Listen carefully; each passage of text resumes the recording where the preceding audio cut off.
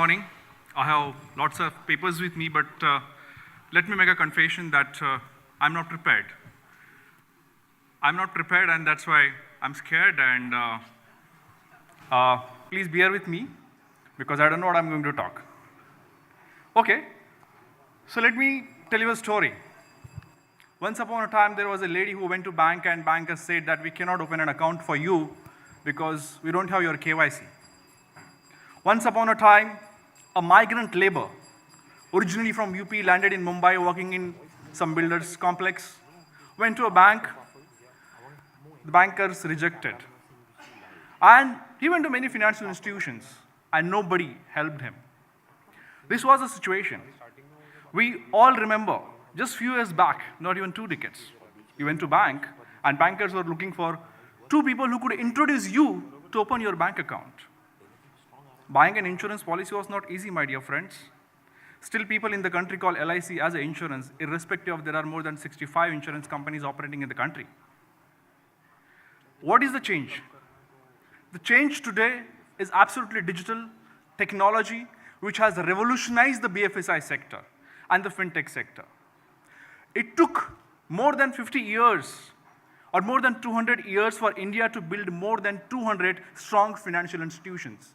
If you calculate 40, 50 foreign banks, 26 to 30 PSU banks, then foreign banks, private banks, not more than 200.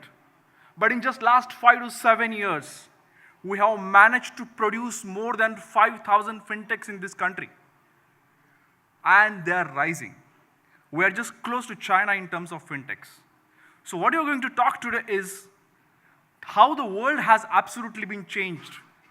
When apps are making bankers work and bots are replying to the customers' queries, I think it's time to understand what the next step will be. Every financial institute is scared of only one thing. Every CEO is talking about only one thing. And that, I do not want to be a next BlackBerry, next Nokia, or next Kodak. And not to do that, what they should do? I think they should attend events like this and get some more insights, share more insights here, and enlighten the other people. And that's why we have this ETBFSI CXO Conclave. Along with that, we are also launching the ETBFSI news portal. We are carrying forward the legacy of the Economic Times and launching a news portal which will be dedicatedly covering ETBFSI, specifically be covering the BFSI and Fintech sector. I will give you some dope on that in some time, but I will specifically tell you now about today's event. So we have 6 panel discussions. We have a long day to go. I'm sure that it's a 6-course meal for all of you. We are going to discuss international digital innovation. We are going to discuss what is the innovation that is happening in India, how the bankers are taking forward, and so many things.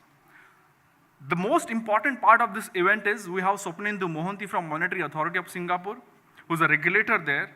We are really delighted to have him here. He had a tough schedule. He was in New York last week, he was in China yesterday in the morning, and Singapore, and then finally he's here. He's going to talk about what are the major changes that is happening specifically into the financial world. So our first panel specifically is about, the CEO panel is about how the future will be for the BFSI sector and the financial institutions. The next session is specifically about what makes bankers awake in the night because of the security reasons. Third panel is about NBFCs. NBFCs are lending much more than what we could imagine, but are they borrowing enough? Are bankers ready to disburse loans to the NBFCs, which they used to do earlier? We also have sessions on the regulations in BFSI sector, and we also have fireside chats with a lot of CIOs. So my dear friends, please treat this. This is a treat that ETBFSI has given you. We have the best speakers today. Enjoy your day. We had more than 700 registrations on this, particularly for this conclave, but we could not invite everybody. So all of us are lucky here, and it's my honor to welcome all of you. So now I will hand over it to Anchor, who will take forward the next story. Thank you so much for listening to me patiently, and thank you so much for attending the event.